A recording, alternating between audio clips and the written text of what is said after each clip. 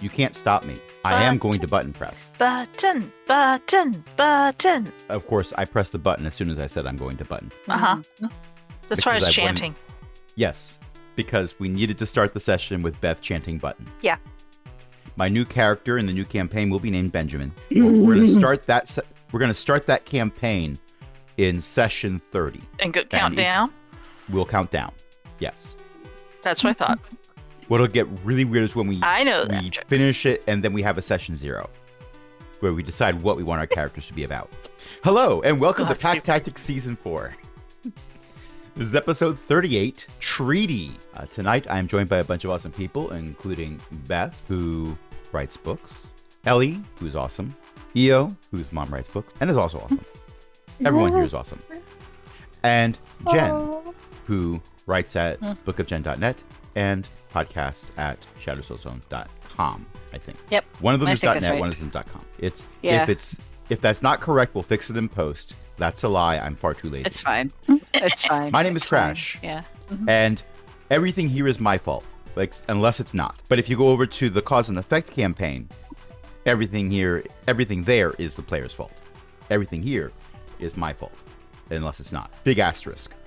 Anyway, previously on Pack Tactics, many months ago, a considerable number of months ago, because we keep having a series of unfortunate events every 2 weeks when we schedule this game to happen, and then things happen where we don't play.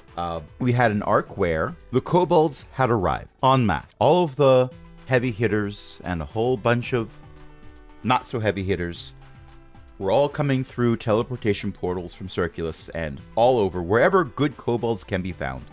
And not so good kobolds as well.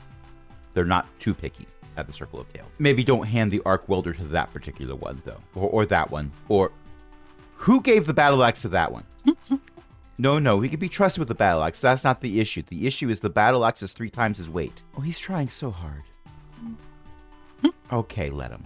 Well, Okay, of course he's trying so hard. The battle axe is 3 times his weight.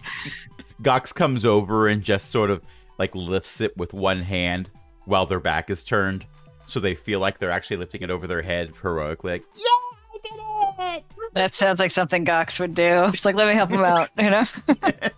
They swing it over their head, it embeds itself into the ground in front of them, and they can never pull it out again. It's still there to this day. In any case, the kobolds have come over in large groups. Monty came over too, because of course Monty would. He had some interest in seeing what was going on here. Not to date a dragon god, Beth. Sori is not opening a dating service. That's only because Sori doesn't know that Monty is actually a dragon. Also, Monty is currently not interested in throwing his hat back into the ring. He likes his hat too much. He's not throwing it away. It's magical. It's a bag of holding for his head. Quite literally. Just in he has case hidden in that hat before. But is it a bag of holding for his ego? They don't make one large enough. And it was decided that with all of the hostilities between the various religious groups that rule this world, that everyone come to an understanding. There were enough problems, and the kobolds don't actually want this planet. It is a part of their history. They do want to learn from it, but it's home for other beings right now. And the kobolds have plenty of other places they can go. And if they understand enough of the technology that made this world, well, they could make another one, a better one.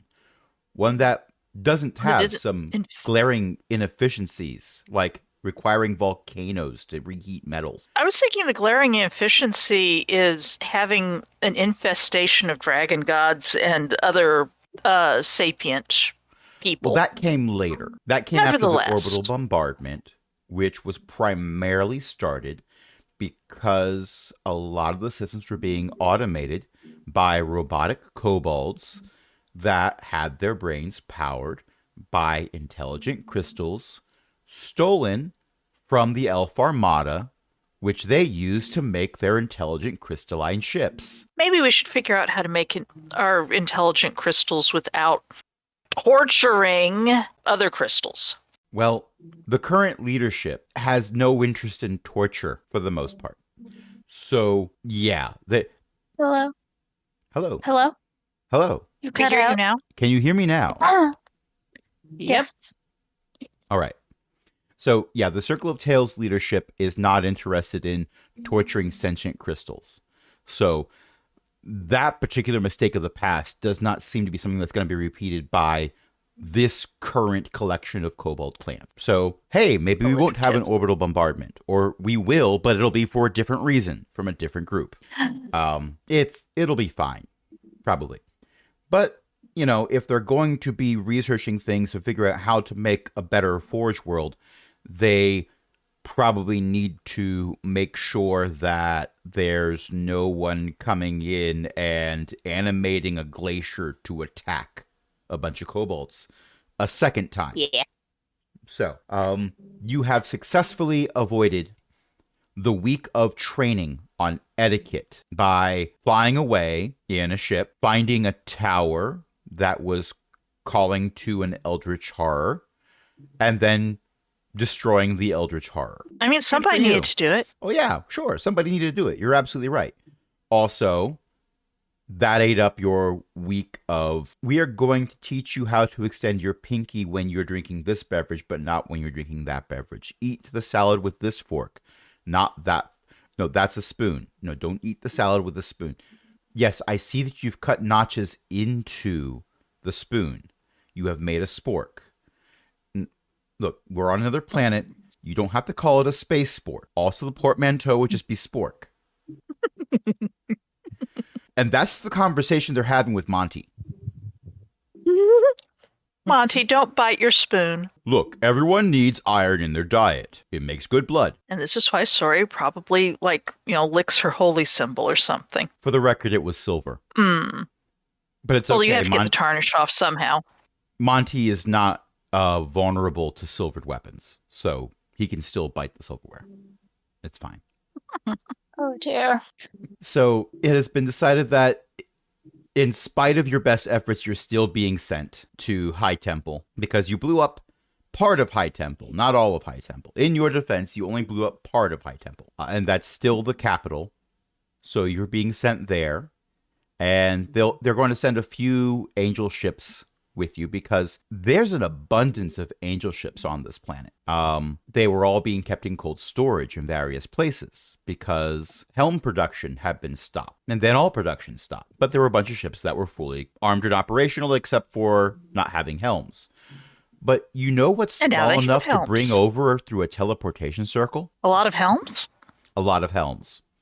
So it would take a month to get an angel ship here, but the ships are already here. And they're going to send a few just as sending a message. Speak softly, carry a big stick, bring a Monty, and a few dozen angel ships. And Gox. Gox is actually being sent elsewhere. Mm. Not all of the dragons in the interior are on board with what's happening. And every now and then, a bigger dragon is needed. And sometimes the bigger dragon isn't necessarily bigger, but the bigger dragon is of a type they haven't seen before and also can rage. Yeah. Yep. Barbarian dragons. Yes. Yep. Level 20 barbarian dragon. I am an ancient red. You will not... Where's my arm? Where is my arm? Why are you beating me to death with my own arm? Say you're sorry. Whack, say you're sorry. Whack, say you're sorry. Whack. Or conversely, spit him out. Spit him out. Drop him. And the other one. And do I need to induce vomiting? I will induce vomiting. So, Or alternatively, Gox could feed some of those dragons their own tails. there's a thing in an early series of Red versus Blue where one of the characters is revealed to be incredibly scary because they beat someone to death with their own skull. And the person being told this story says, wait, I'm not sure that's physically possible. And the person telling the story said, yeah, that's what they said as they were getting beaten to death with their own skull. And the absurdity of it just stuck in my memory. Anyway, so, Bapaki, How do you choose to arrive at the city of Hightemple? Carefully, I think. Okay. You are being escorted by a couple dozen angel ships, as I said. However, they've been instructed to keep their distance and follow your lead. So if someone did happen to have a giant space laser pointed at you, they'd get one shot if they were lucky. But the suggestion was that you land outside the city rather than coming in and going through the giant gaping hole at the top of the temple in Hightemple. That makes sense. I'm going to fly casual until we get to the city and then All right. land outside. Give me a watercraft roll, because I believe that is the only roll we found that is relevant towards piloting a flying wooden ship. All right. That was a 14 on the die, brings it to 14. I'm going to say that Well, it's... my water vehicle is +5, but Oh, so that brings it to 19. So yeah, I don't know why it didn't add that. Weird. Regardless, Mm-hmm. a 19 is more than sufficient. You come in casually. Because you specifically say you're doing this carefully, I'm not going to ad-lib any flourishes unless you choose to ad-lib any flourishes that you wish to do as you're landing. I am not going to ad-lib any flourishes. Okay. Sometimes and- being extremely precise is its own flourish. All right. So the ship slowly descends to a spot that looks like it was recently cleaned and prepared for a ship much larger than the one that you're in. Apparently, they didn't quite know the dimensions of what would be sent. They were just told a ship is coming.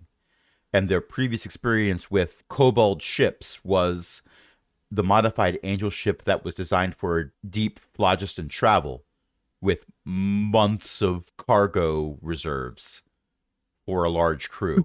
So quite a bit bigger. But you come in and land, and there are people who their outfits clearly show that they are representing 5 different distinct cultures, because they're 5 chromatic colors, which the art teacher in me cringes every time I say that, because someone there is wearing black, which is not a color, dagnabbit.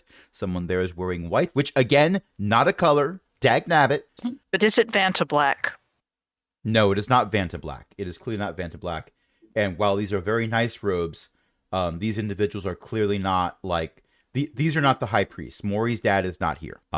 Your exact time of arrival was not provided. So they just had people waiting here for whenever.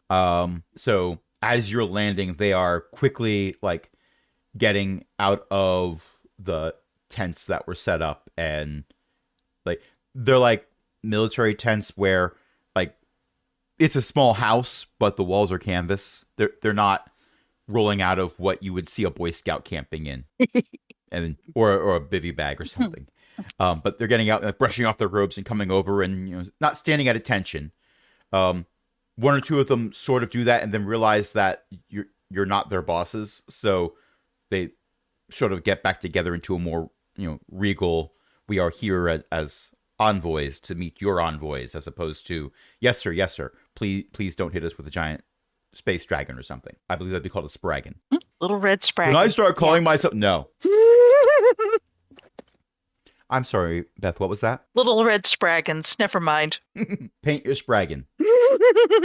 That's a reference that you have to be a certain age to get. I think I've even forgotten it slightly. Just enough to know it's amusing. It's a musical.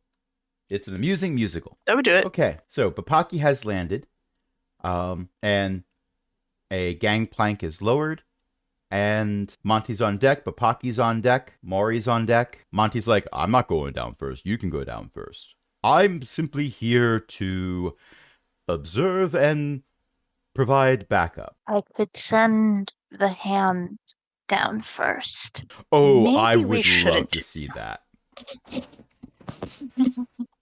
I'm not sure that would be a good idea, considering how hard it's been for Maury to accept the hands. I think the representative for the Xenolites might, in fact, he looks like an older gentleman. Yeah, he might have a heart attack. We should send down one of our clerics first, then, to make sure that if he has a heart attack at any point, we are there with appropriate spells. I also don't Papaki. think I should be going first. We should roll dice for it. That means that Papaki should go first, since we already rolled dice Yes, for because initiative.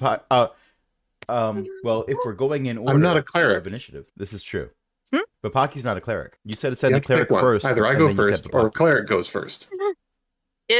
Well, I mean, before Longkept goes down the gangplank, we should probably have a cleric there. But if we go in order of the die rolls, then that means that you'd go down and Utashi would go down, and then Longkept would go down, and I would follow Longkept, Okay. since Monty refuses.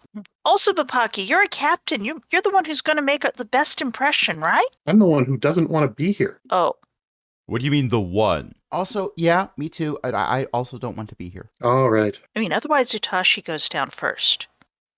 I'll go down. That was not Yeah. a response I was. Papaki walks the plank. Yeah, she's gonna. Oh. Is it long enough to? Sorry, is it wide enough to go down 2 by 2? Since we're all short.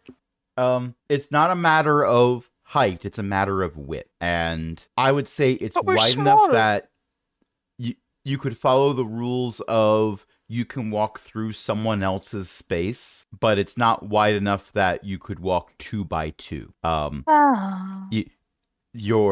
Either your left foot or your right foot would constantly feel like it was going off the side. Oh well. If you decided to do it like a 3-legged race, I would require a dexterity check, but you could do it. Right. Sori is not going to suggest to Utashi that they should do this, despite the fact that I, the player, find it hilarious. Oh, Monty suggests it. I could get some rope. I don't think we could convince them that this was a respectful display of our The agility. Pocky is already at the bottom of the ramp. Oh, Okay. You might not want to do it, but you do want to get it over with. Yes. Okay. If I'm gonna have to do it, I want it to be in the past as quickly as possible.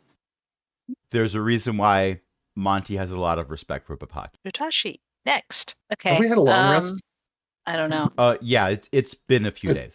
Yes, Okay. you should all have had long I rest. just Okay. noticed that I was still down a couple hit points. Oh, all right. Yeah. Hitting the okay, long so- rest button.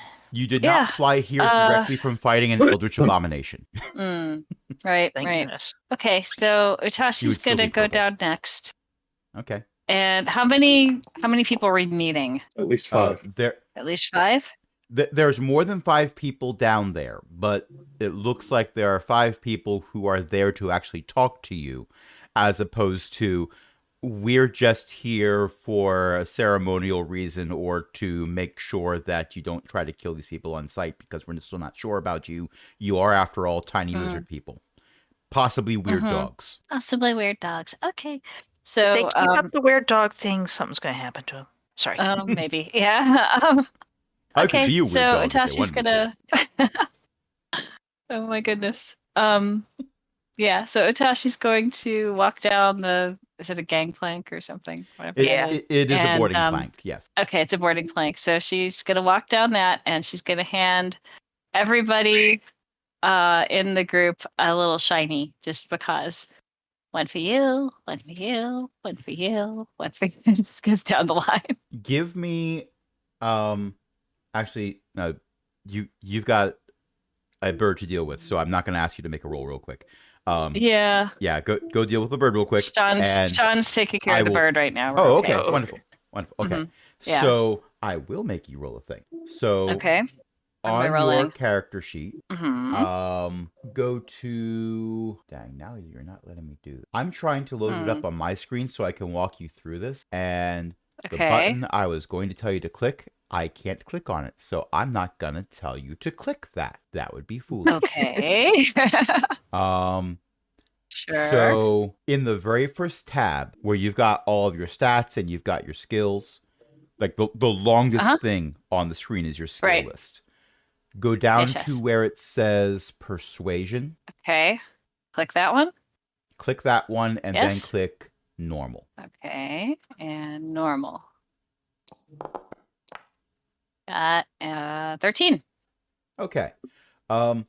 These 5 representatives are all rather confused that you just walked down and handed each of them a shiny. Handed them a shiny. Uh-huh. Which Yep. for the way we have described these in the past, it's something that is interesting to Bapaki, usually glitterally or reflective. So You it mean could be a Itachi. shiny piece of beach glass, or it could be a diamond worth 18,000 gold. Yeah. These are both shiny. Yep. These are both shiny. One for everybody. There you go. They're holding them like they don't want to insult you. You were here when Hightemple got blown up. Right. Yeah. Bapaki has a 12 on a persuasion check after rolling a nat 3. Oh. Because Very they're all nice. high-level characters. Bapaki, what are you choosing to do? Thank you for accepting these. They're culturally significant. They adopt And Itachi doesn't quite know about that, but she's just nodding her head like, they adopt solemn expressions and nod at this. Whether this is we accept this at face value, thank you for honoring us with these treasures, or if it's a parent saying, oh, that's so nice, dear, I'm going to hang it on the fridge. You don't know which, but this is how they are reacting. Okay. All right. That's All right. fine. So These weird Longcap. dogs brought me a rock. Envoys love rocks. One of them has a literal fidget spinner. Aww. It's nice. I will say that one of them is, in fact, holding a diamond that's worth several hundred gold pieces. Oh, okay. It's probably in the rough, but hey. Yeah, whatever. She's just sharing. She's got lots of shinies. Yes, and you pick them all over the place. Mhm. I will say that the rest of you come down. Mori and Monty are the last two. And it is very clear that Monty and Mori are saying a few things to each other. There is an exchange of sentences, but they keep their voices low enough that you are unable to make out exactly what they are saying. Oh, well. And then Monty comes down, followed by Mori. And one of the representatives comes forward. They happen to be wearing red robes that very much do not like they are the Emperor's Guard. I want to point this out. There's no staves that look like they could block a lightsaber at all. They are red robes, though. Yes, so is this everyone? I thought I saw others on the ship. The crew of the ship are staying on the ship for now, unless something horrible happens. Smallest Kep burrows a little deeper in Longkep's hood. The Minotaur waves. It's waving through a porthole, so you can barely see it. Right. Well, transportation is being provided for us to go into Hightemple proper. If you'll all follow us. Yes, right this way. FYI, Ellie, I think I hear some music coming through your microphone. Sorry. It's okay. It's pretty. It was Just pretty. letting you know. Yeah, it was nice. It's just likely to guess after. Well, it would depend on the algorithms that are used, but I have gotten copyright notices for public domain music because it was, yeah. The music was public domain, the recording was public domain, but there was another recording that wasn't public domain. And how do you prove it was one recording instead of the other recording? Someone could, but I don't have that kind of money. Right. I am scrolling through my notes. Okay. So you are provided a couple of carriages that you are invited to get on board. The envoys get in with you, and you enter the gates to Hightemple proper. The city, rather, not the temple in the center of Hightemple.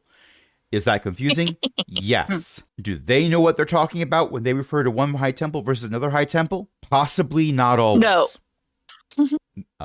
But as you are going through on the carriage ride, the streets are packed. Like, the carriages are making good time because the center of the street is not packed. But it looks like everyone who was in the streets has moved to the sides. And it looks like more people, because now they know you're here, are coming out into the streets or gathering and leaning out of second-story windows. No defenestration seems to be occurring that you're aware of, but there are a lot of people who are staring at the strange lizard dragon people who are all hanging out there. Did someone just cast Spirit Guardians? Or oh no, you were taking off the concentration. Yes. Okay. I accidentally Because that would undid be- myself on the. Yeah.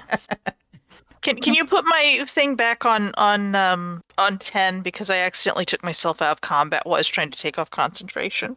That's fighting can with do that. boundary in your But that bingo is- cards, everyone. But that is absolutely hilarious.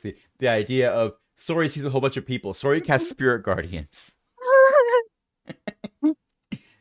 Sorry, is Fortunately, not none of casting them are Spirit Guardian. None of them are considered opponents, so the little 5-headed dragon spirits do not actually murderize any of the local populace who only have a couple hit points each. No, I am not doing Spirit Guardians. I'm taking off the concentration because it was not automatically removed during the long rest. Sorry. No, sorry. That too. All right. So during this ride, whichever carriage you are in, these are fairly large carriages, but they're just not enough to hold like 10 people, even if some of them are of diminutive stature. The envoys are like there's some attempt to small talk, like, so was it did you have a good flight? Nice weather we're having. They have run out of things to say after those two statements. Oh no. Sorry, we'll say is very that awkward. she was.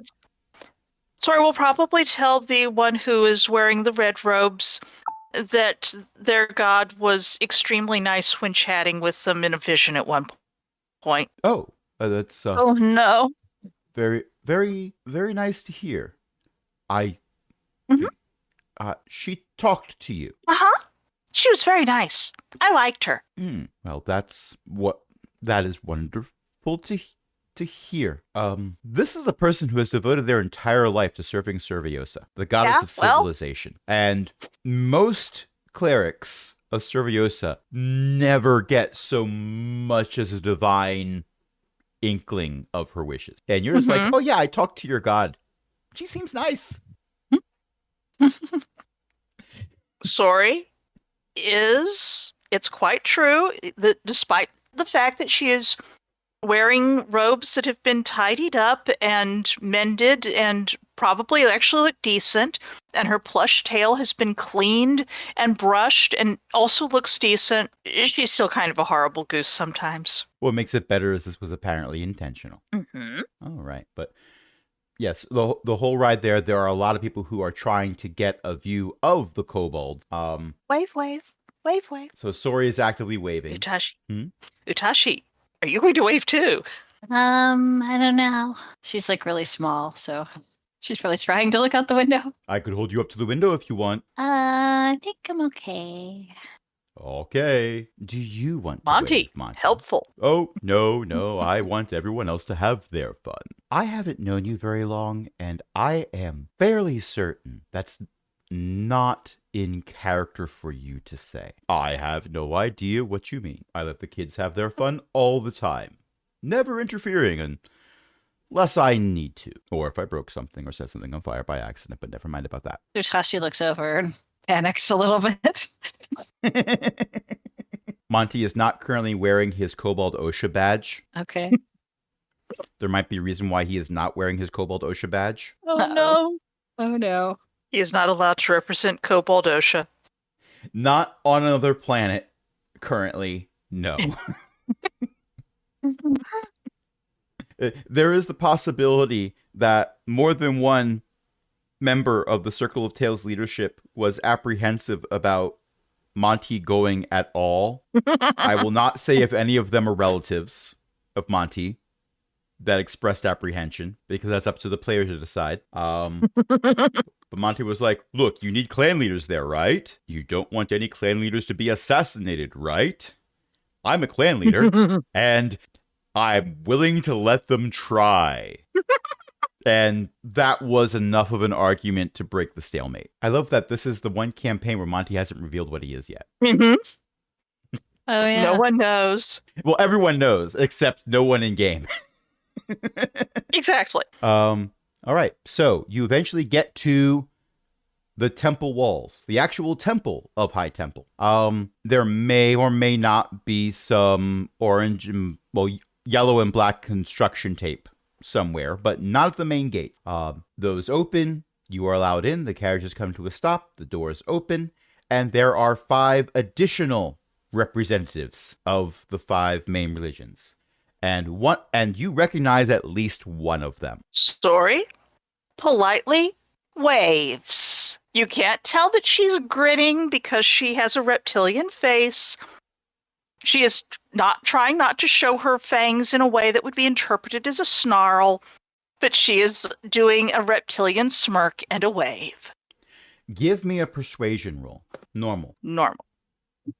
Persuasion. Normal. 12? Okay.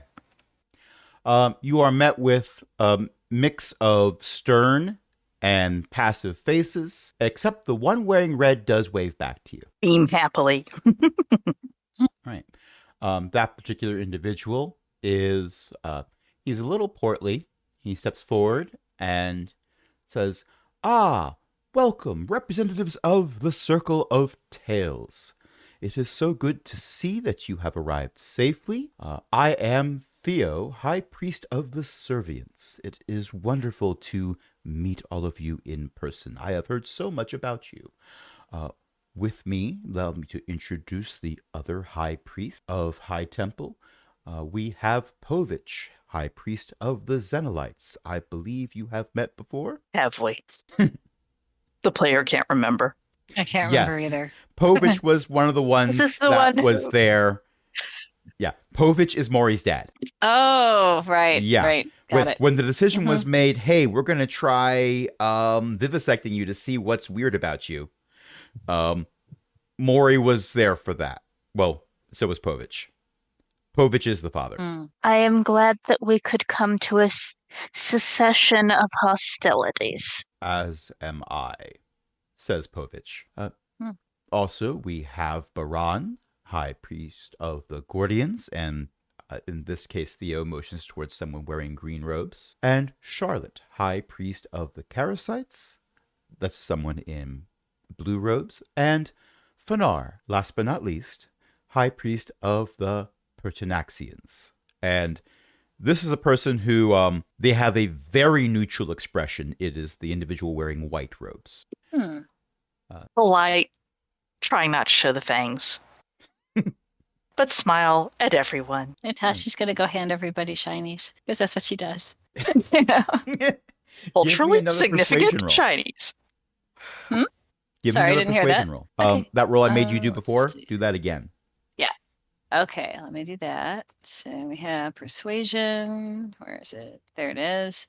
And we want normal. Yep. Yes. Mm-hmm. Okay, got normal and got an That's 18. a dirty Nope, got a 20. Got a 20. Yeah. She's just handing Your these 18 out on the because die. she loves these things. So, you know. Okay. Hmm? They accept them with polite dignity. Mhm. Theo positively beams at accepting the shiny you give Theo. Oh, good. Oh, Yes. Well, the Servients, that Serviusa is the dragon god of civilization. So Oh, neat. you don't build a civilization if you cannot work together and put aside differences. Well, you can, but we call that a dystopia. And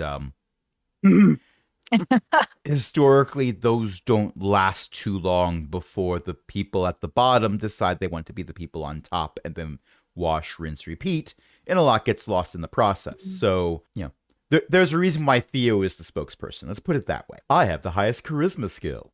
But that would be breaking the fourth wall, so you didn't hear me say that. That was out of character.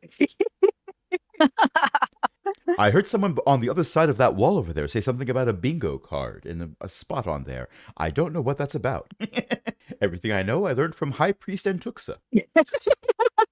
oh dear. Now come this way, or there will be lightning. I mean, Charlotte bops Theo on the head. This entire thing is out of character. Although, Mhm. there is a chance that Probably. happened when there were not kobolds to see it. Mhm.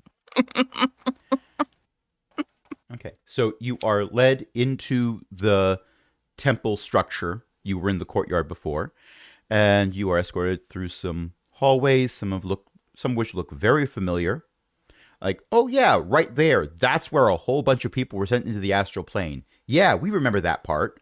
And into the central chamber that you kind of, sort of, not you personally, blew up.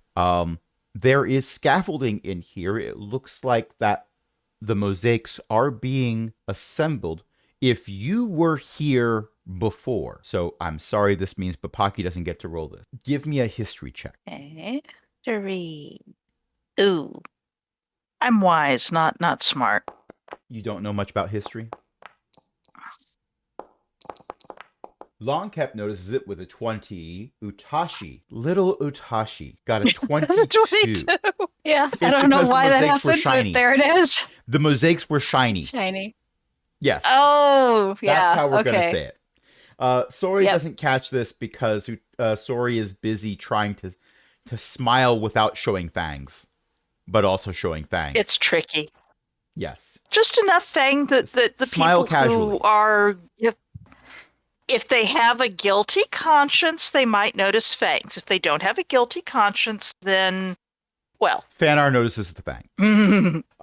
So the mosaics are not being rebuilt the same way. It looks as if what survived the blast was torn down and new mosaics are being put up in their place. The mosaics are not finished yet, so you can't tell exactly what's going to be on them, but it is very clear that they're not just putting things back the way they were.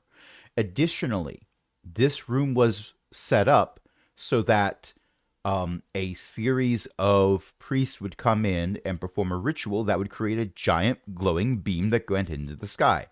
That served two parts. One, it kept this the crystalline sphere that went around each system. The one for this system, if we're using second edition Spelljammer rules, that one was kept locked because of this ritual, unless you had a special key, which somebody had, but Sniv didn't come with you for this one. Sniv is still recovering. Was recovered enough that was able to show up and help because Sniv thought Sniv was the only surviving kobold on the planet and was trying to do what he could do. But now that he knows there's other kobolds on the planet, he's like, I'm going to let the ones that aren't recovering from being shot out of space handle this. I'm going to go sleep for a month. Actually, with greater restoration, I'm sleeping for a month. Are you sure? It's no hassle. I could cast greater restoration more than... I'm sleeping for a month. Mood, Sniff. Mood. Yes. So, and that beam could also, as stated, shoot spaceships out of the sky. Well, the floor was arranged a certain way for that. Those spots aren't here anymore. Instead, there is a large circular table that is divided into 6 different spots. 5 of them are the colors of the chromatic dragons, and there is a 6th spot that is just polished wood, and the 5 representatives, the 5 high priests, all go over and sit at their spots. They have an attendant behind them, and you are invited to sit at the 6th spot. There are enough chairs there, and it's large enough that you can all sit there. The chairs are, it looks like they were recently made, and they are of an appropriate height that you can sit at them and not be looking over top of the table like you are a cat that has 2 women screaming at you. With the cat's expression, no doubt. There are also 2 chairs that look like they were brought over hastily that don't fit the exact design of the other chairs. One for Maury and one for Longcap, because 2 of you don't need high chairs. Those of you with high chairs, if you would like some coloring pages with a maze and word find on the back and a pack of crayons, they do have those for you if you want them. She's totally going to do that. Yay! You know what? Heck with it. That's canon. Just gave me an in on that one, so I'm like, okay, that's what she's doing. All right. So You all have a Sorry, seat, and we'll keep our coloring pages for later. Sorry. Monty is definitely going through and coloring. Yay. He already did the word find and the maze. Mhm. But Ancient Red Dragon, he does have the skills to actually find the words quickly. But never mind. He is busy coloring. He is staying within the lines, except where he is not. Using a lot of red and yellow and Monty may or may not be coloring, so everything is on fire. May I tell a small excerpt from when I was a small child? Please do. When I was a small child, I was given the Dungeons and Dragons coloring book. And at one point, when I found it later, I paged through and observed that almost nothing was actually colored, except the claws on every monster had been colored with little red tips because they were doing things that were causing damage, and now there was blood on them. I just want that to... I just want you to tell you this so that you will understand why I am feeling this great kinship with Monty right now. That Monty explains is so the much people's dragon. about you. That's it? We needed that to understand stuff about Beth. Anyway, so you all have a seat, unless you choose not to sit, which is also fine. And there is silence. Are we told what we're supposed to be negotiating? That was going to be part of the week-long training, yeah. Did anyone sort of hastily shove notes into our hands to read on the way over? Is there anyone here who would have thought to ask? Yes. Longcap, give me a history roll. So Longcap got a 6. Longcap it remembers being told something along the lines of, okay, so we're not asking for the world. However, there are a few non-negotiables that we want to cover, where if we don't have that, then the big stick comes into play. And then at that point, there was a thing that distracted Longcap. What distracted Longcap? I would like to use my inspiration. I'll go right ahead. Also, Sori got a 19, so Sori also remembers this. Sorry, rolled a wisdom 19, and this may not be to remember the thing, but this is possibly to get actual written down notes of what the things are that we're supposed to negotiate for. I do appreciate that with the inspiration and the reroll, Longcap now has a 10, which was a 6 plus 4. So you were told and you were being distracted by something, so you didn't get all of the details. Bapaki was busy trying to escape, so Bapaki got a 7. Oh, wait, no, that's I a was sleight of trying hand to check. take notes, and then I was distracted because Smallest Cap was also trying to take notes. And when your familiar is trying to wield a pen that's the size of it on the same page that you're trying to take notes on. Bit of a problem. And then there was a moment where Longcap mistakenly thought that you were attempting to practice fencing with your pen, so Smallest Cap went on guard, Yeah. which was adorable, Bapaki. but also, I would So, like to resolve this. Bapaki, notes, and familiar tracks. Sorry. yes. Bapaki did roll a sleight of hand check. What were you attempting to do with a sleight of hand check? I was finding out if Bapaki had taken notes rather than taken notes. If you do not have inspiration, you definitely have it now. I do, sadly. Alas. Sorry, would like to use that wisdom 19 roll to have acquired someone else's notes.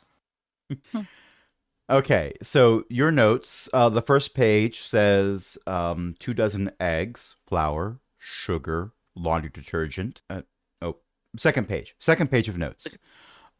So kobolds want safe passage to and from the world. They do not intend to have sovereignty over anything on the surface. There are relics underground where it's understood that the people on the surface don't go because they were deathly afraid of the kobots, what we now know of as kobots. They just knew that if you dug too far down, something got you. And a powerful band of adventurers would be able to stop that from happening.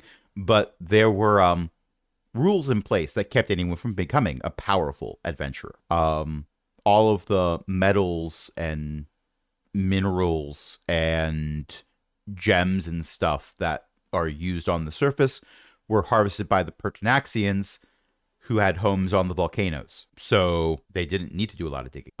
The inner surface... May I flavor? Mm-hmm. Sorry.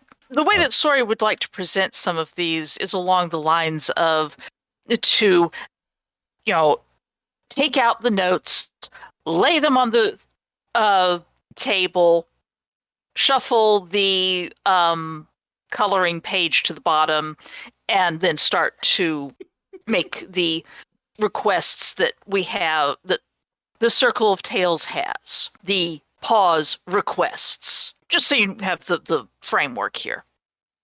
All right. Roll me a persuasion Sorry, check. This is not to have them boy. immediately agree. This is rolling to see how well you deliver this. No, make this performance. Make this a performance check. I'd rather make it a persuasion check. Let's Okay. have it be performance, because you're not actually persuading them yet at this point. Well, that's an 11. A mere You 11. Definitely read everything. There are a few false starts. You may or in fact have demanded for 2 dozen eggs, but you also made other demands. Story was attempting to do it in a pleasant way and possibly leaving out some of the things that we do not fully want in order to have bargaining positions that we're, oh, yes, of course we will definitely yield on this regard. You have won against us. Okay. Of course we have no desire for dominion above ground. Yeah, well, these are certainly some excellent starting points.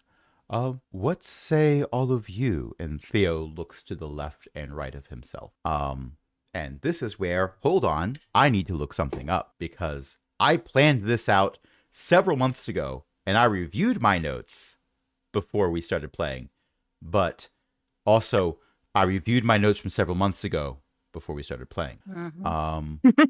Baron speaks up and says, yes, well, we do have some asks to make as well before we come to an agreement. One of them is, I've heard tale of a small lizard monster burning people in various forests. You wouldn't happen to know anything about that, would you? Small lizard Monty person is looking at burning? the rest of the group and shaking his head and mouthing "not me" in Draconian. Oh, wow. The druid Druid. The stowaway. who wasn't supposed to be here. Yes. Well, if someone could collect the druid, we do have some reports of attempts to negotiate with them, and all the responses were pretty much the same thing. Fear me, which was weird, because in some cases they could reply with up to 20 words, and they just kept saying fear me 10 times. You may have to make some negotiations to leave certain wilderness areas untouched, to provide a suitable habitat for druid and enrichment space. Yes, we do that. We're the druids. This is the person in green robes. I think that would be an also druids. We don't tend to set everyone we encounter on fire, so I think it might be being viewed as a suitable revenge for setting. There were some logging expeditions into the territory. the territory where you first landed. Well, the territory where the stowaway druid decided to stay when we were moving on to try to find a way to not be stranded. Yes, we have been looking into some of your history after our unfortunate first encounter. Fanar, have you What did you pick up about your questioning about that? They tried to kill a bunch of weird dogs, and it didn't go well for them. Ah, yes. Yes, they tried to kill the kobolds who crashed into the side of their mountain, and for that, many of them were horribly injured, weren't they? Yes. Mm-hmm. I kept one of them from dying. I believe they were Phineas gauged by Deza. Yeah. Oh. And by that I mean remember that is the terminology that Ellie used in that session. now. Mhm. Yes. And Sori preserved their life. Yes. And we took the crossbow bolt out. Yes. These are all things that have happened, and there is some retelling of this story with interjections to provide additional details. Fanar was not there, but Fanar did interview several people who had been there. Mhm. Look, if it's not too much trouble, I think I can go collect a stowaway. What's he gonna do, burn me? Burn me with fire? I No, think I he can will handle bite that. you. Oh, that's adorable. He thinks he's people. Sorry. Shrug. He is a druid. I think he often thinks he is not people. Oh, that's even better. Monty doesn't say this out loud, but Monty is planning on one-upping. Oh, no. Oh, you could turn into a bear. That's so cute. Look what I can turn into. Hot take. Monty saves dragon for the absolute last. Sorry, we'll whisper to Monty in Draconic, but there's a very nice talking tree. Don't burn the tree. I don't intend to burn anything, but Okay. I can pick up a misbehaving child by the scruff of the neck. It'll be fine. I've done it before. Okay, just the tree was very nice and it would be sad to leave it unguarded. I will not tell you which misbehaving child Monty picked up. There is only one child that Monty has canonically. However, Yep. kobolds raise their children in groups. Mm-hmm. Yep. Monty has had to dad some clutches. And as an ancient dragon, when shapeshifted, Monty keeps his stats. So a baby kobold chewing on him is still probably not going to do any damage. They only have a 5% chance of doing 1 point of damage. Actually, that 5% chance would be for a crit. So they have a 5% chance of doing 2 points of damage. He wouldn't even notice it. Pretty much. The one in blue robes clears their throat, just like I kind of need to do right now. Hold on. Excuse me. Charlotte? Charlotte. They clear their throat and says, well, I do want to say thank you so much for what you did with the moon-touched parasites. We were not expecting the troubles that they were going to encounter, and my understanding is their settlement would not exist still if not for you assisting on more than one occasion. If no one else replies, Sori is going to do the my pleasure. Or it was our pleasure, etc. Yeah, do that. We do also have a request, though. You have the ability to go to other worlds. You are from other worlds. It is Mhm. one of our religious tenets to explore, to see new things. Would it be possible for some of us to go with you? Seek out new life and new civilizations? To boldly go where That no sounds parasites great. have gone before. Uh-huh, uh-huh. Sorry, look around. I think that could be arranged. Papaki, does that sound likely for you? That no one would complain? Okay. Let's take a 5-minute break then. Okay. Good idea. Let's keep it to 15. All right, we're back. There has been a break from wearing headphones, except I should have taken the break. I never took that. They've been on my head the whole time. Oops. And Sam Reich was also there. Okay. The whole time. Yes. So the question was asked of Bapaki, do you think that would be okay to, take parasites with you? And during the break, it was actually mentioned that most likely a lot of the crew for Bapaki's other ship are parasites. Yeah. In fact, I was assuming that all of the crew for my other ship were parasites.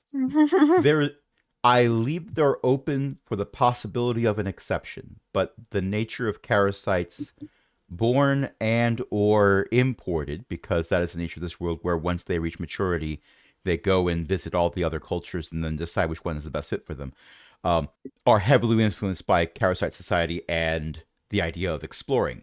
And up until now, most of the exploring was, well, we have these narrow lanes of water that we call oceans, and we've got continents covered in ash. Go explore that. Wait, how do we get pirates now? But yeah, Bapaki has no problem with the Karasites. But I mean, if she's decision making, then yeah, sure, why not? Okay, so with that enthusiastic response, We would have to. We would have to arrange knowledge sharing agreements depending on circumstances of the missions, but it sounds arrangeable. Oh, that's wonderful. And you, Fanar, do you have any requests that you would like to make? We're not taking a giant glacier on board.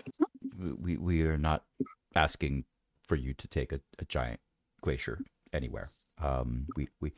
We did not know that Pertinax could animate a giant glacier. That was news to all of us.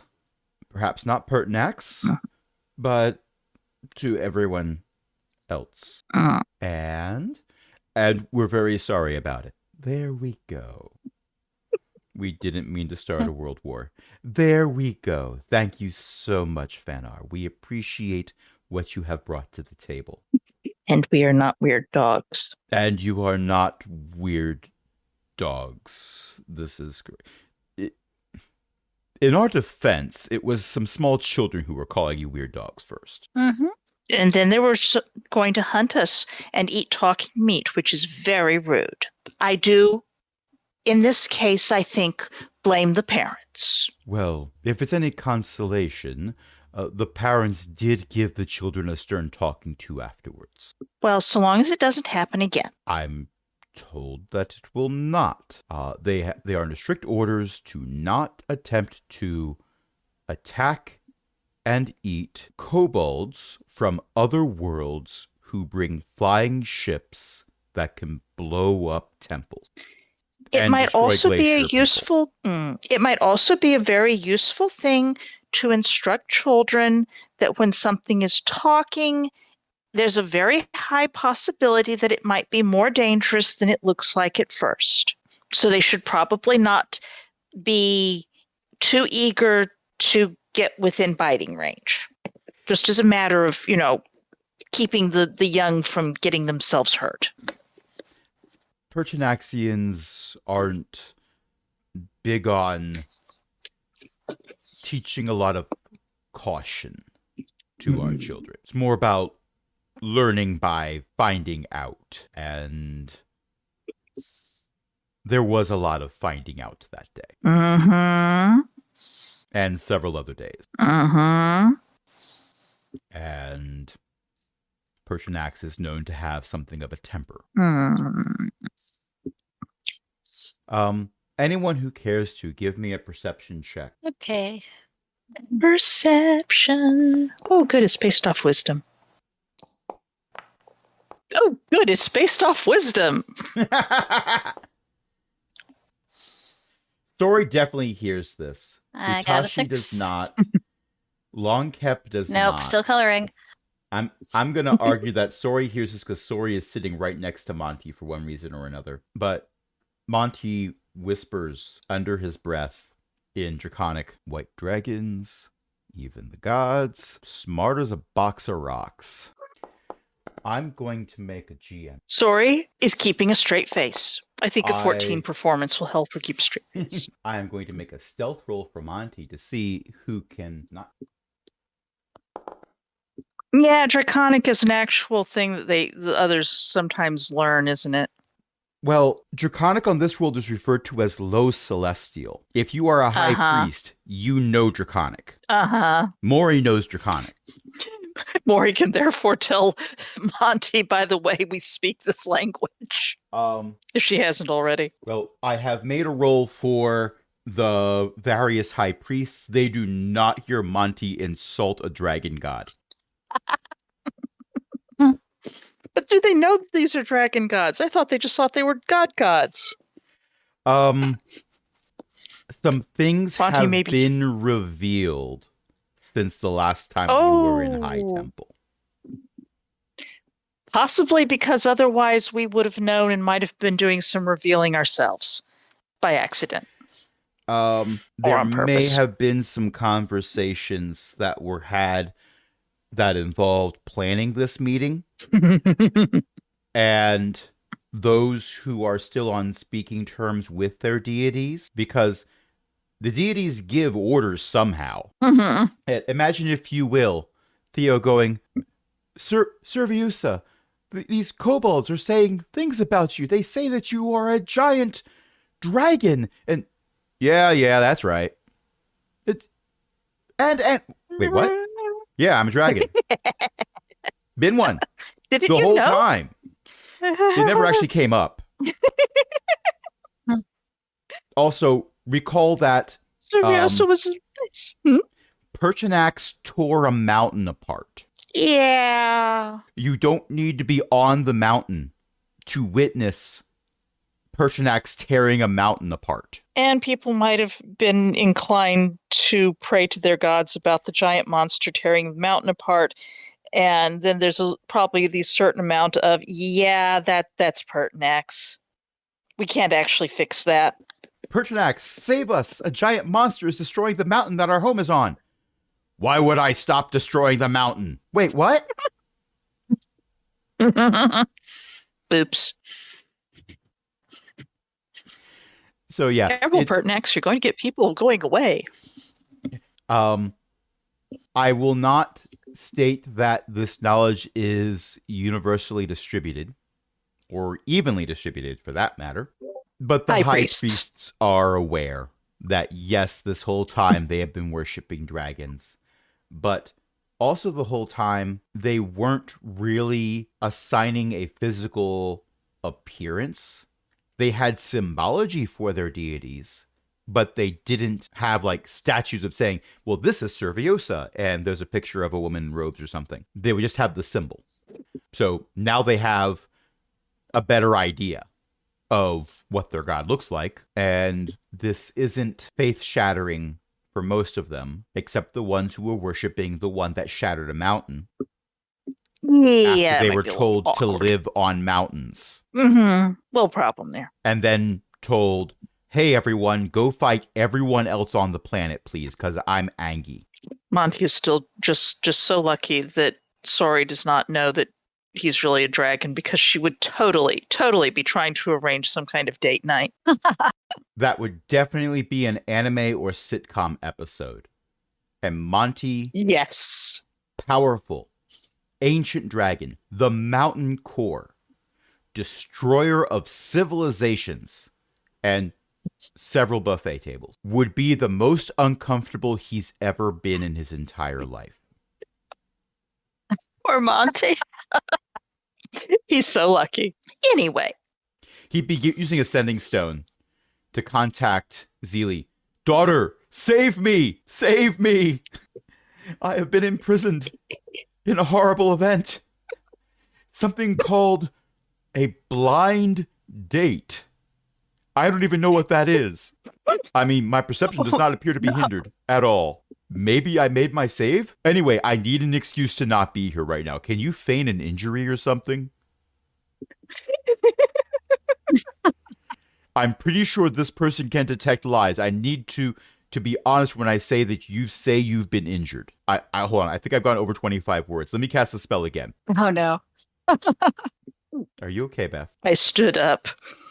Okay. I just keep seeing your light in Discord go on and off and on and off and on and off. It's Although blinking. I know you're moving around. It is. So there, Mhm. and you're on a different That's headset. Probably. So, yeah. Yeah, well, I've got the same headset. I just took it out of the computer and plugged it into the phone. And Okay. now it is probably wiggling. I'll just go clonk and mute myself. All right. Theo is quite pleased with the discussions that have happened so far, and also clears his throat to interject again after a slight awkward silence from Fanar apologizing and everything. So it looks like we've got most of the demands or requests depending on your point of view, out of the way. There just is the matter of we would like your assurances that you're not going to make any attempts to repeat mistakes of the past, I think we could call it. It's come to our attention that orbital bombardment has been a thing that's happened before on this world. I don't believe the kobolds did it. No, but I am aware that when history repeats, sometimes it's a different cast, even if the plot is the same. After all, this planet has had more than one calamity. 2 in our written history. The orbital bombardment thing is a 3rd. No one has told me about any desire to cause great havoc upon the planet. Will saves do not exist, D&D, and I foolishly put Monty at this table.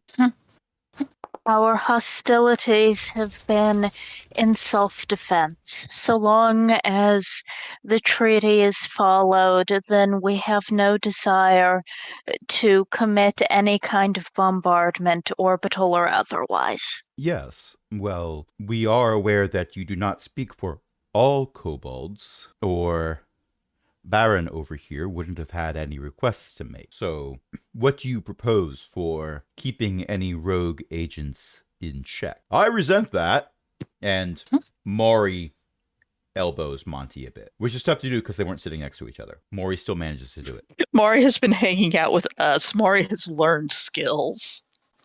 Maury is one of the more civilized individuals here, I would argue. Yes, she has learned skills. She has learned how to elbow us when we are being terrible geese.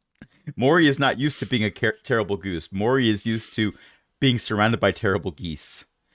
Maury is not used to being surrounded by terrible geese when also surrounded by high priests of the 5 major religions of this planet, one of whom is her father. Yep. Sori is trying to behave herself. So is Monty, but I made She a has- roll. Oh no. Monty failed his will roll. What does someone do to cover up the faux pas of Monty objecting to rogue agents? Elbow him. Roll to elbow. Someone will have to roll for me. You are referring to the honor of your profession. That is not how that was intended, I believe. Oh, yes. That does make sense. I apologize. Rejection withdrawn. This is not language that's currently used by the high priests, so they are nodding in a confused way. It's that slow nod of, I'm trying to think about if I should be insulted or not as I nod. And I'm going to go with, I don't know, but also you're the ones with We'll 24 ships that are currently hovering over the city. And also Monty did say he apologized. So this is obviously we are working on being diplomatic here. Yes. Yes. By the way, Bapaki rolled a 10 for you for elbowing. That sounds about right. Which does not get through Monty's AC. Just as long as he noticed it. His AC is 22. He may not have. That's without counting the leather armor he's wearing. He probably didn't. Right. So, with all this out of the way, I feel like this entire conversation has been very awkward. Who wants to eat lunch? Productive. Tashi stops coloring and goes, "We have lunch? I didn't Well, know we'd be yes. having lunch." Yes, we did plan for refreshments. Oh, good. Are any of you vegetarian? Not me. I think most kobolds just eat whatever. But not talking meat. We were told specifically no talking meat. Yep. We also Right. agree with this for the most part. So, yeah, we're good. There's some people good. who like eating parrots. Anyway, Sadness. refreshments are brought in. I would like everyone to roll a performance All check right. for lunch etiquette. Lunch etiquette. Yes. Oh, Okay. Here we go. You are not given someone roll for multiple me? forks. It's not like I that. got a 19. Utashi, Utashi is perfect. yeah, Utashi is perfect. You don't even take the whole Yes. bowl and hold it up to your mouth and go. and slurp Nope. down the part at the bottom of the soup. Right, yeah. Sori would like to, if she fails her performance check, to try doing a wisdom check to imitate what Maury does. I'm gonna roll for Sori for you. Thank you, since I'm tube feeding the cat right now. Oh, Yeah.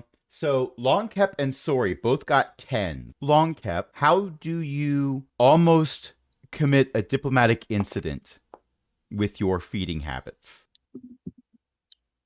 No, Longcap, don't unhinge your jaw and swallow the thing whole. Longcap is trying to be very careful, but their hood keeps wiggling. And, Because you have a passenger. yes. And the passenger happens to want to investigate the meal. So Longcap is attempting to eat and also attempting to keep the food away from their hood. Which is hard to do because the hood Yes. is in close proximity to your mouth. Exactly. And there are a few moments where there's a flash of something white popping out of their hood and then getting pushed back in. Every now and then, Smallest Kep tries to grab a morsel. I just had a horrible goose thought. I'm going to make a sleight of hand check for Smallest Kep. Oh no. Smallest Kep got an 8. Smallest Kep is in fact not able to grab a morsel. Poor Smallest Kep, not a rogue. Not even a rouge. A blanc. Indeed. Mm-hmm. Well, it might be a rouge if it jumped into the right Which- sort of soup. Oh no. Wine is served, and yours. What an odd looking set of ice cubes. Wait, those aren't ice cubes. Those are not ice cubes. Smallest Kep bursts out of the wine glass and onto the table like an odd skeletal rendition of a xenomorph in the first Alien movie. oh my gosh. Waiter, there's a skeleton in my borscht. Thank you, Ellis. Bapaki, by the way, got a 23. Bapaki is living the high life here. Apaki is flawless. Yes. Now, with a 10, I'm not going to say that the whole Smallest Kep falling out of the hood and doing nonsense is canon. Smallest Kep got a 12, so there are a few people who notice that there is, in fact, something in your hood, but they are able to pretend they're not seeing it. If you see a diplomatic incident, no, you don't. Sorry, It is also- just polite to ignore what the familiar of the wizard is doing in the hood during lunch. And Ellie has also rolled for Sori. I'm going to take that roll over the roll that I made because I like the idea of the DM/GM not controlling everything. And I've done a lot of So what talking roll did I tonight. get? You What roll did also I got a get? 23. You and Bapaki Okay, both that's a got 23s. reasonable one. Oh no. Bapaki, what did you do to the dice? No, I'm saying oh no because I realized I have 2 characters I do need to roll for. Maury and Monty. Maury, Monty. Oh, What got rolled? Why do I hear stifled chortles from the GM? Oh, Is it a 1? not a 1. yes, it is. Oh, is it? Monty has a plus Yes, 6. it is. That 7 is a nat 1. Oh no. Maury Can I has use a my plus 2. Maury, what's this? can Sori use her extremely high skill, or maybe Bapaki, to cover up for Monty's 1? But no, there's Maury. I'm going to say that Maury rolls low because 1, she's been very nervous, and 2, She is distracted by Monty, who, for all of his interactions with others, still kind of sort of eats like an ancient red dragon. Yeah, which is to say, imagine if this meal laid in front of him was a bunch of cookies and he was a blue furry Muppet. Oh. Oh no. And technically, he's the highest ranking kobold here. So far as you know, he's the highest ranking kobold here. In some ways, he's more kobold than one of you. But whatever. Two of you, actually. So, yes, none of the high priests have monocles, but imagine one of them falling into their soup. Anyway, one of them pulls out a monocle in order to have it fall in their soup. Sorry, you were suggesting that you're going to do something to try to talk over the fact that It's right. it's possible the bull was also chewed apart and swallowed? Sori is going to engage in questions about the local theological how theological things have been being discussed, because after all, Maury has been a wonderful source of information about this, but as a cleric, she'd love to know more about the other gods and their teachings. Okay. Are you back in front of your computer or no? I am not. Okay. Ellie, you've been making the other rules for Sori. I'm going to ask you to make this one too, but we're going to put a spin on this. This would be a performance check for which Sori has a +3. However, because of the theological discussion, we are going to add Sori's religion bonus. Sori has a -1 religion. So what Sori doesn't want to have Sori just wants to ask questions and get them talking. She doesn't want to contribute much. You picked the topic. Yeah. So that's true, but that's because they'd be good at it. So Ellie, if you could give me a D20 +2 roll. It's a 16. Okay. Phew. So as high stakes as this is, no one at this table actually wants to end this with an interplanetary incident. So a 16 is high enough to have the 5 high priests enter in a discussion on theological issues and the ramifications of there being other worlds out there and the possibility of other religions coming here, and more importantly to them, their religions going elsewhere. Meanwhile, Monty is using a napkin to dab off the soup from his coloring book page, which is covered in wax now, so it's somewhat waterproof. Sorry, it's just thanking her own god that this worked, apparently, somewhat.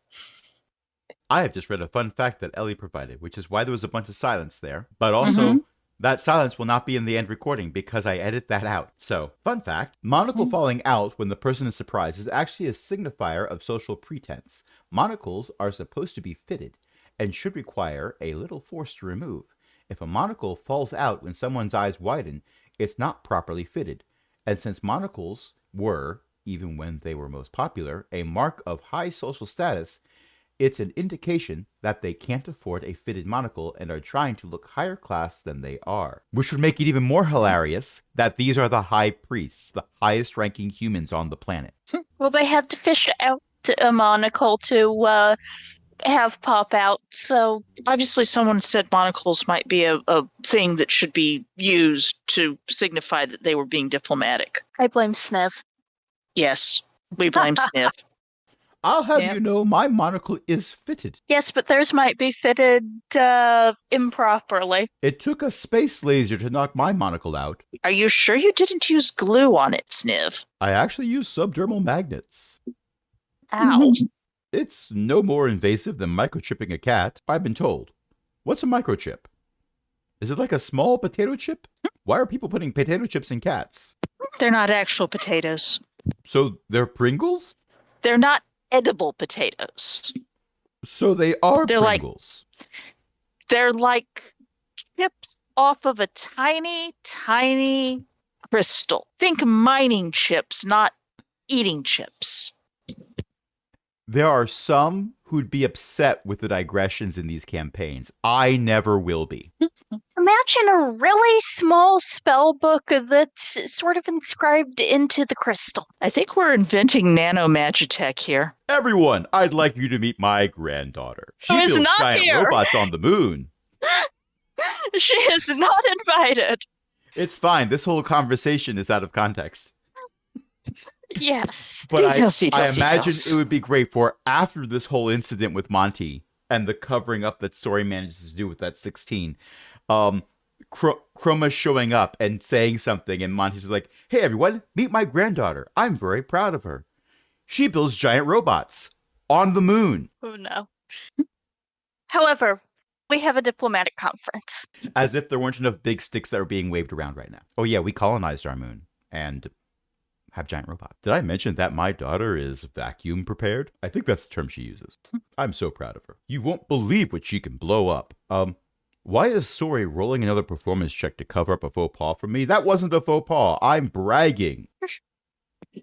If Mo was here, this is where Mo would be dragging Monty out by his collar. But Mo is not here. He's busy teaching gifted youth. Yeah. I have questions. I thought that was his future. That's an AU. I'm going to say that the Monty School for Gifted Youth. Can you imagine? Mo's School for Gifted Youth is an alternate universe. You know it's an alternate universe. There's a coffee shop. Boo. Boo. Thumbs down. No kudos. No kudos for you. It's okay. During our last session, I got my XP. I only need a few more to level up. Ellie has granted us a gift. Monocle of Surprise. Uncommon, requires attunement. A gold monocle with a glass lens and a gold chain. When worn, this monocle grants +1 to Perception Wisdom and Insight Wisdom rolls. As a reaction, the user may cause the monocle to fall from their eye. When this is done, the creature being reacted to must immediately make a charisma saving throw or be embarrassed for a number of rounds equal to the wearer's charisma bonus. Once the wearer uses the monocle in this way, they may not use the monocle this way again or gain its bonuses for 1 hour. I love this.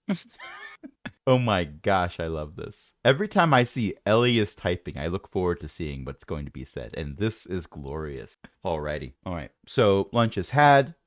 There are desserts, which the dessert is parfait. It has layers. Like an onion.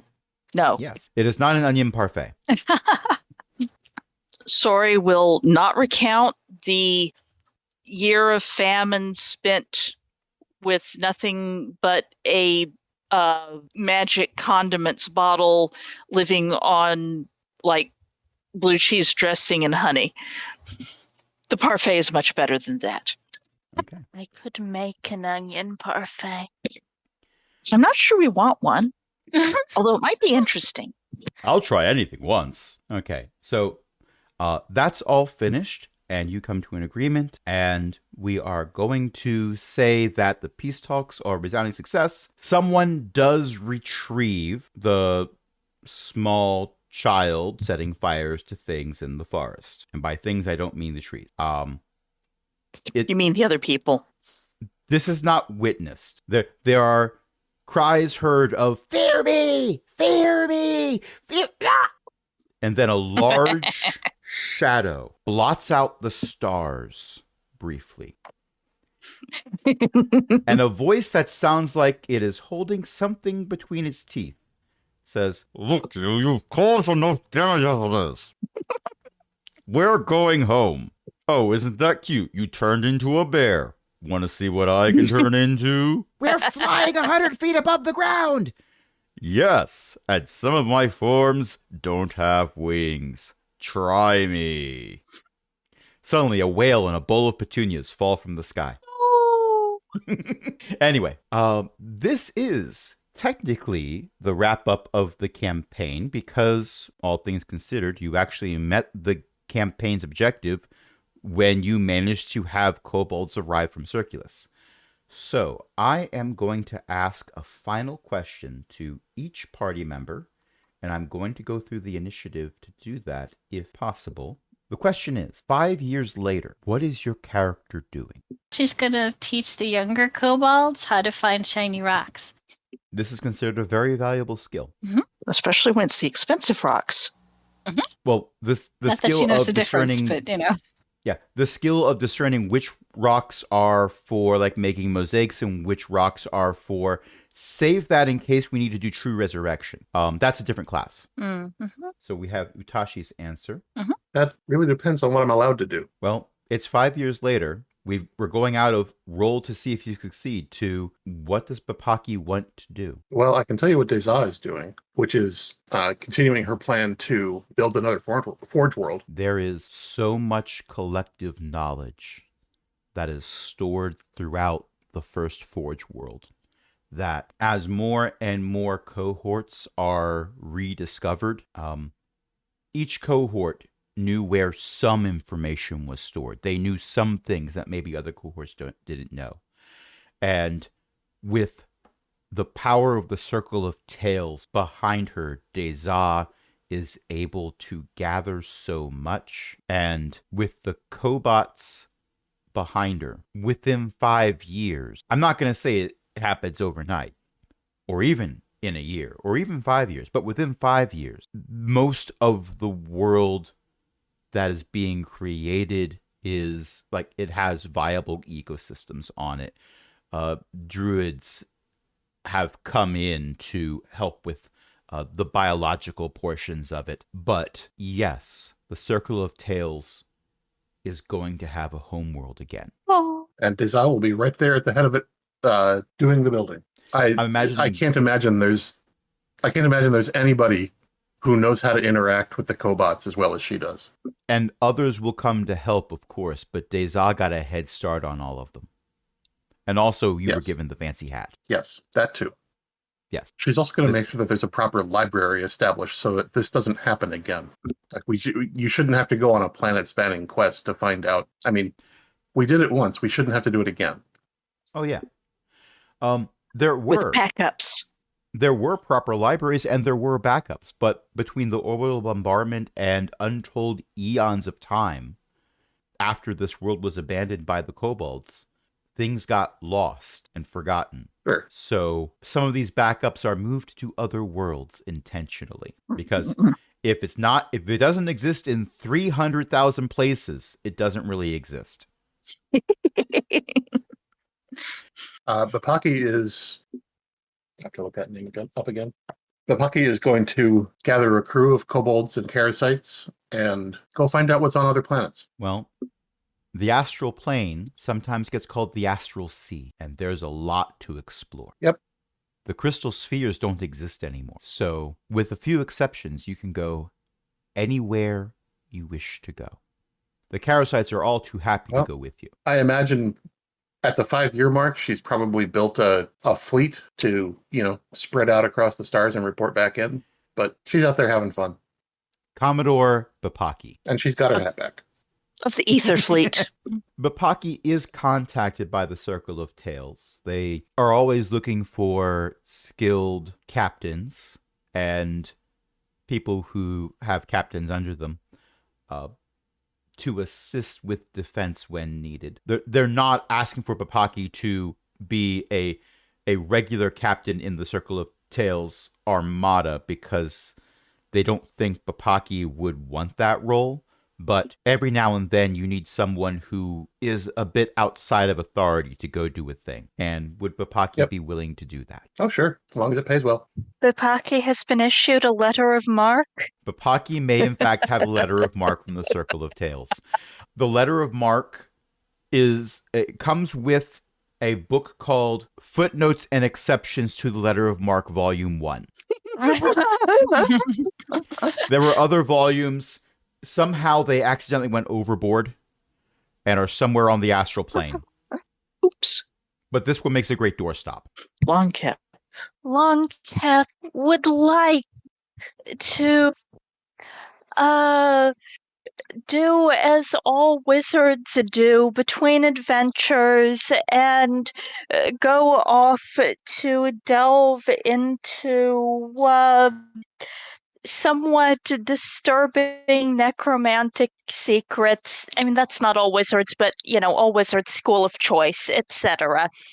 But what Longcup is actually doing is donning a blue uniform and going out to explore new worlds and new civilizations. Wait, no. And say fascinating, no doubt. Fascinating. Aren't lizard folk actually swamp Vulcans? I'm sorry, Yes, I interrupted. but- Yes.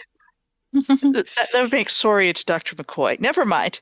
we made something of an agreement, didn't we, to assist with the dragon problem. And Longcap has had some success in negotiating with dragons before. And, well, we never did entirely find out why this Forge world was overrun with dragons, but perhaps some might like to do as our friend did. Actually, both are dragon friends from the planet in one way or another, and set up shop on the new Forge world, rather than So- here where it's incredibly crowded. There are some researchers in the Circle of Tales who have specialized in dragons.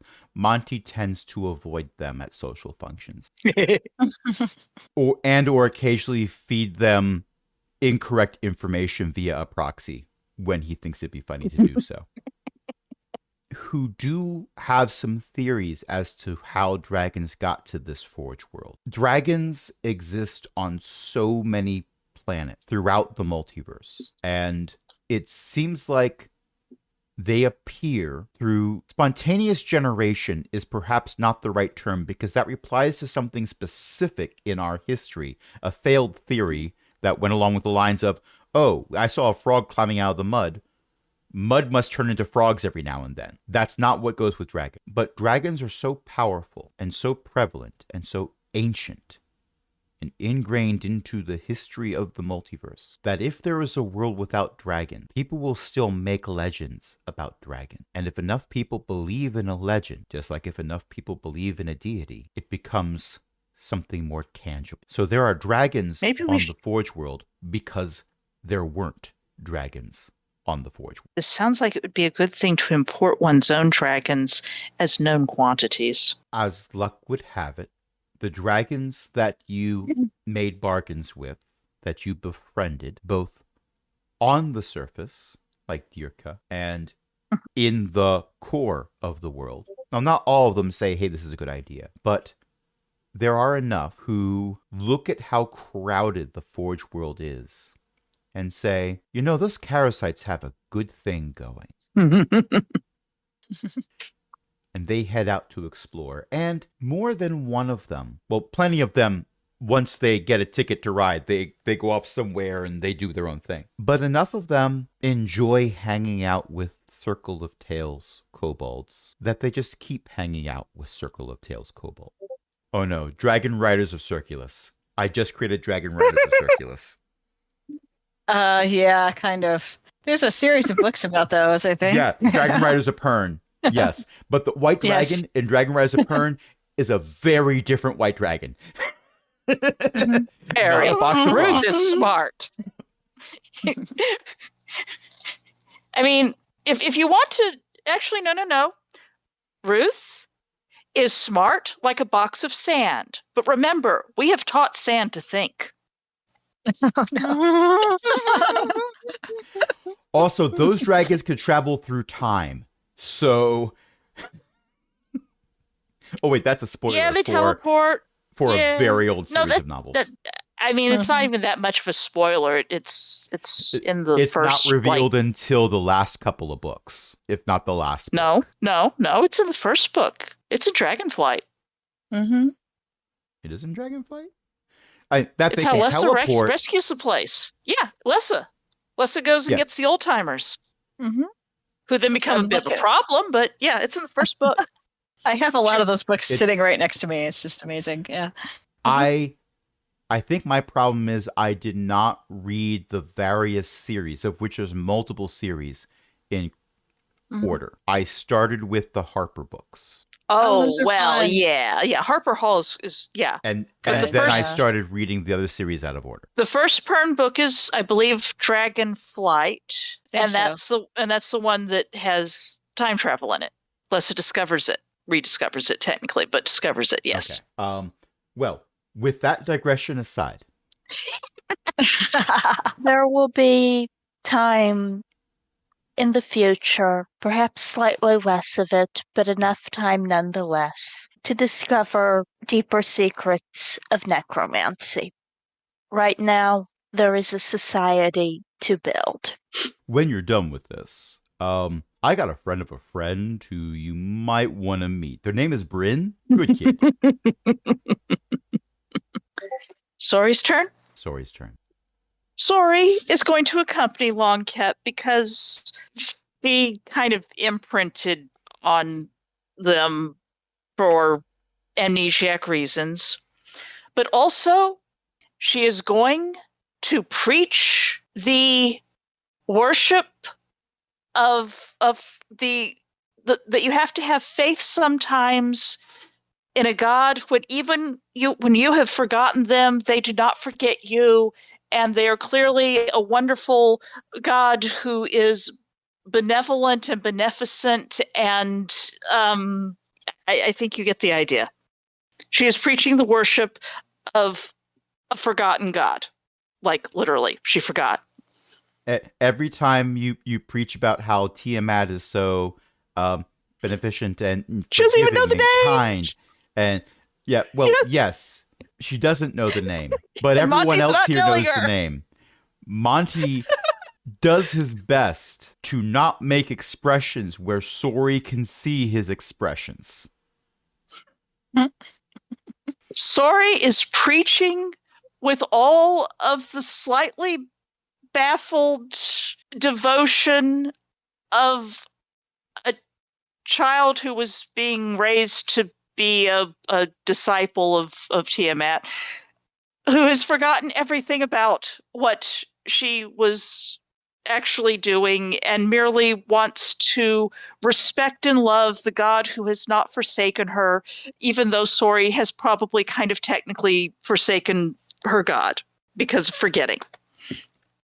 And therefore her god must be kind and patient and benevolent and fierce and yeah. So you And she's know trying to get that- other people to go with this as well. Yes. You know that scene from Frozen that's been turned into so many GIFs of one character saying to another one, I'm going to tell him, don't you dare. There is a kobold from a world other than Circulus who has therefore not ever been wished to forget Tiamat, who says, I'm going to tell her. And Monty goes, don't you dare. I mean, what's worse is that It's Sori is really perfectly willing to embarrassing. preach No. this to other people. Look, it's She's fine preaching so this to other long as she people. never learns the name. But she keeps waving Especially the when holy she's trying to symbol get other around. people. It's okay. I altered the holy symbol when she wasn't looking. He put a wax smiley face on each of the dragon heads. Sori is Possibly one of the suspicious about crayons. this, but you know, He probably used Obviously one of they the crayons he was should- given at the lunch.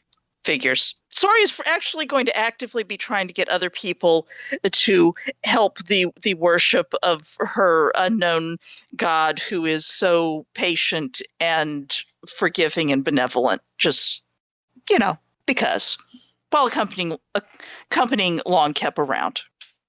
You do manage to win some people over. Not a lot of humans or elves or orcs or all the various humanoid races of the Forge world that you were at. Mhm. But a few dragons, particularly Mhm. ones, specifically younger ones from the Forge world, who had only ever known fear the bigger dragon. And a bigger dragon that isn't actually just out to get us if we get in their way. And yes, Ellie, I am very much aware that I mispronounced the dragons. I was correcting Beth's spelling, not your pronunciation. Your pronunciation That is also. fine. Yes. Yeah. Mhm. There is some chat conversation about if this was Star Trek, what would the various roles be filled with? I like the idea of Dirkja being Chekhov. Dragons invented everything. Because the bridge of the Enterprise, and we have Longcap over there where Spock sits. Dr. McCoy is Sori, coming in and out because Dr. McCoy doesn't just hang out on the bridge the whole time. Bapaki, of course, would be Kirk. Wearing a toupee. Bapaki would have the toupee. I insist upon it. But it's a hat. It's a hat. It is a hat, yes. But then Dirkja as Chekhov. So we have kobold-sized stuff, kobold-sized stuff, kobold-sized stuff, blue dragon shoved into a tiny chair with its arms all curled up as it taps on the equivalent of a keyboard for ants. Who has replaced my console with an iPhone? It's an iPhone 1. It's tiny. Oh no. That amuses me greatly. So yes, there is now a subset of dragons out there who worship a kind and helpful and forgiving and faithful, which is weird to say, deity who happens to have 5 different heads and is a dragon. Mm-hmm. Oh. And absolutely no one is allowed to tell Sori who Tiamat is. Not by any official decree. Just because a bunch of people who are in the know, including Monty, are going around going, no. Shh. Leave her beliefs. Who knows what is going to happen? I will tell you what some They of them do want say that You go, Io. it is said that worshippers can have an influence on the god. And that is why the people who are in the know, that is exactly why, that's what I was getting at, are like, don't tell her. Let her have her fun, and maybe there'll be room for all of us to have some fun. And that leaves my NPC. Monty goes back to being Monty. 5 years is the blink of an eye. He gets around. Maury has a tense conversation with her father after the peace talk, but they come to an understanding. Aww. And because she was never really good at running a business, when the kobolds set off to go do some more exploring, she goes with them. Yay! And that's where we're going to end the campaign. Aww. Thank you, everyone, for listening. Thank you, everyone, for playing. I have been Crash. I have been thrilled to be the DM for this. I don't know when Season 4 will be. I don't even know what rule set we'll be using. But I'm looking forward to a season. Tonight I was joined by Beth, Ellie, Io, and Jen. And for one last time for this campaign, who wants to plug a thing? Io's mom writes books. ElizabethMcCoy.com. And if you want to read my fanfic for some reason, because you think that I was kind of hilarious with the recasting Star Trek with kobolds and dragons. Mm-hmm. I mean, I made Dirkja into the Chekhov role because dragons invented everything. You know, that was invented by dragons. Is that the thing? Yes, that was the thing that dragons invented, obviously. I invented the spork. Probably. So anyway, Archangel Beth at archiveofourown.org is where you would find the fanfic. And if you like the fanfic, I would love it if you went to elizabethmccoy.com and looked at some of the original fic. And if you decide that the original fic is good, then you can buy it, or you can ask your library to buy the ebook, and then you could read the ebook for free as well on the Libby app. But I still get paid, so I can, help out my friends, feed my cats, that kind of thing. And speaking of cool books, my website is bookofjen.net. I've been slowly putting things on there because I got sick for a really long time, but I'm better now. Also, I'm the host of the Shattered Soulstone podcast, which I also haven't been doing for a while because I got sick, but as I said, I'm getting better now. You could find the Book of Jen at bookofjen.net, and you can find Shattered Soulstone at shatteredsoulstone.com. And speaking of websites, we take all these podcasts and put them over at aaronbsmith.com/cogwheel. You can follow us on the Fediverse at is.aaronbsmith.com/@cogwheel. And we have a Patreon at patreon.com/cogwheelgaming, where you can help us keep the lights on and listen to these episodes as soon as I edit them, as opposed to waiting for however many days the buffer is now. We're recording this in December. This is going to go live in March or April. You could join other illustrious patrons, including Ellie, Shan, Walter, Liv Droman, and patron emeritus Cindy. And until next time, this is Crash saying, to boldly go where no kobold, cultural or otherwise, has gone before. Oh my. Good night, everybody. So we're level 9 now, right? Yes. Are we? Sure. If you're not level 9 in the next 5 years, I'll be very surprised. Good night. Yeah. Good night.